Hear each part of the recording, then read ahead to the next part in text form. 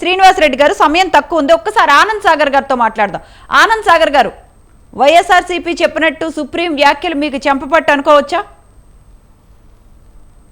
నమస్కారం, అందరికీ నమస్కారం. నమస్కారం అండి. సరే, కట్టుకథలు చెప్పి కవ్వించవచ్చు, నవ్వించవచ్చు.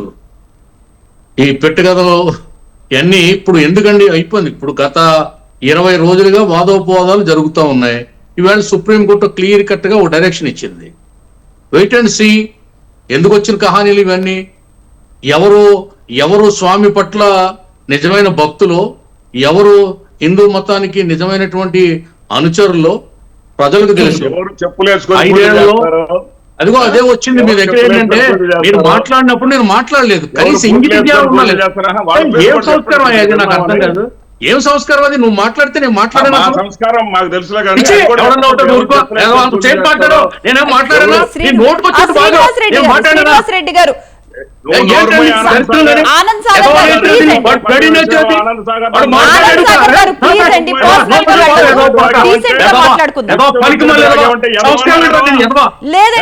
అయ్యయ్యో, ఆనంద్ సాగర్ గారు ప్లీజ్ అండి, అన్పార్లమెంటరీ యూజ్ చేయండి.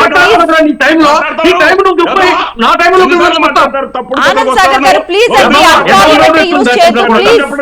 డిబేట్ కి వస్తారు. నీకేం తెలుసు? నీకులాగా వింటావురా మేము? నువ్వు మాట్లాడింది విన్నావు, నువ్వు బూతులు మాట్లాడితే విన్నావు. విల్సన్ గారు ప్లీజ్. విల్సన్ గారు, వాళ్ళు మాట్లాడుతున్నారు కదమ్మా. టీడీపీ అయిపోయిందా? మాట్లాడండి. హలో, నన్ను మ్యూట్ చేశారు. ఎందుకు చేశారు? మ్యూట్ చేశారు మీరు? నాకు టైం ఇచ్చారు కదా. లేదండి, ప్లీజ్ మాట్లాడండి. ఆనంద్ సాగర్ గారు మాట్లాడండి. ఇప్పుడు మీరు క్లియర్ గా డిబేట్ కి పిలిచే వాళ్ళకి చెప్పండి. మీరు అతను డీసెంట్ గానే మాట్లాడుకుందాం ప్లీజ్. డీసెంట్ గానే మాట్లాడుతున్నా నేను ఇంకా మాట్లాడడం మొదలు పెట్టలేదు. అతను కౌంటర్ మొదలు పెట్టాడు. అతను 7.5 నిమిషాలు మాట్లాడితే నేను అతను మాట్లాడలా. విన్నాను. బూతులు మాట్లాడితే సంస్కారం ఉండద్దా? సభ్యత ఉండద్దా? ఇది డిబేట్ కదా. రైట్ అండి.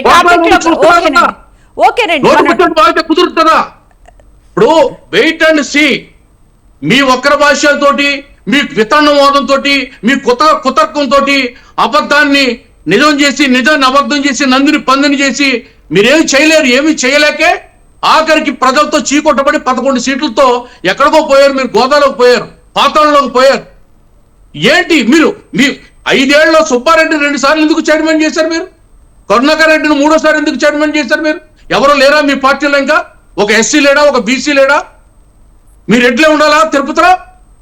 తిరుపతికి 4 సార్లు వెళ్ళామని చెప్తున్నారు వీళ్ళు. 4 సార్లు వెళ్ళినప్పుడు ఆ ప్రసాదం తిని చూసారా? గతంలో ప్రసాదం తిన్నారా? మొన్న తిన్నారా? 5 ఏళ్లలో ప్రసాదం ఎలాగుంది? తిరుపతిలోనే కాదు, రాష్ట్రంలో ఉన్న అన్ని దేవాలయాలు ఎలా ఉన్నాయి ప్రసాదాలు? క్లియర్ కట్ గా నిన్న మా జాతీయ అధికార ప్రతినిధి పట్టాభి ఎవరైతే ఉన్నారో, పట్టాభి గారు క్లియర్ గా ఎవిడెన్స్ అంతా పెట్టారు ప్రెస్ ముందు. ఏ రోజుని ఏఆర్ డైరీకి వీళ్ళు ఇచ్చారో, ఏఆర్ డైరీ ప్రొడక్షన్ కెపాసిటీ ఎంతో, ఏఆర్ డైరీ యొక్క స్టోరేజ్ కెపాసిటీ ఎంతో, వాళ్ళు పంపిన ట్యాంకర్ కెపాసిటీ ఎంతో, 500 కిలోమీటర్ల ట్యాంకర్ ఎన్ని రోజులు ట్రావెల్ చేసిందో, ఎక్కడెక్కడ తిరిగిందో ప్రతిదీ కూడా క్లియర్ కట్ గా ఎవిడెన్స్ ప్రజల ముందు పెట్టడం జరిగింది. ఇవాళ సుప్రీంకోర్టు సిట్ వేసింది. సిట్టు మాకు చెంపదెబ్బేంటి? మీరు ఎందుకు వెళ్ళారు అసలు సుప్రీంకోర్టుకి? మీరు ఏమైనా కారణం ఏంటి? మీరు తప్పు చేశారు కాబట్టి సుప్రీంకోర్టుని ఆశ్రయించారు. బెయిల్కి వెళ్తారు, స్టేల్కి వెళ్తారు, ప్రతిదానికి కోర్టును ఆశ్రయిస్తారు. మీరు భయపడి కోర్టుకి వెళ్ళి ఇప్పుడేం సాధించారు? మీరు ఏంటి సిట్టు? సిట్ వేయడం తప్పన్నారు నిన్నడాక. మీరు మీ ఇష్టం వచ్చినట్టు మాట్లాడారు ఛానల్లో. ఇప్పుడు ఏం చెప్పింది సుప్రీంకోర్టు? అందుకే మా నాయకులు క్లియర్ గా చెప్పాడు, సత్యమేవ జయితే, ధర్మానిదే విజయం అని చెప్పి చంద్రబాబు నాయుడు గారు ట్వీట్ చేశారు. బుకాయిస్తే కోర్టుల్లో ఎవిడెన్స్ పెట్టలేకపోతే ఫేక్ ఎవిడెన్స్ పెడతారా, సృష్టిస్తారా అని అడుగుతున్నాడు పెద్ద మనిషి. మీరు సృష్టించి బెయిల్ తెచ్చుకున్నారా? సుప్రీంకోర్టులో ఫేక్ డాక్యుమెంట్ పెట్టి బెయిల్ తెచ్చుకున్నారా? చెప్తాను నేను. ఇవన్నీ మీ ముట్టికి పెట్టుకుని తప్పులన్నీ చేసి ప్రజల ముందు చీకొట్టబడి ఏం మాట్లాడతారు మీరు? ప్రసాదం కల్తీ జరిగిందనేది ఒక ముఖ్యమంత్రి చెప్పకూడదా? ఎవరో చెప్తే ముఖ్యమంత్రి గారికి వినాలా? ఎందుకు చెప్పకూడదు అంటున్నా. రీజన్ ఏంటి? రాష్ట్రానికి ముఖ్యమంత్రి ఒక ప్రభుత్వం చేసిన తప్పుని బయట పెట్టడం తప్ప? ఏ విధంగా తప్పు? అది రైట్ చెప్పండి. సాగర్ గారు ఒక్కసారి విల్సన్ గారితో కూడా మాట్లాడదాం. విల్సన్ గారు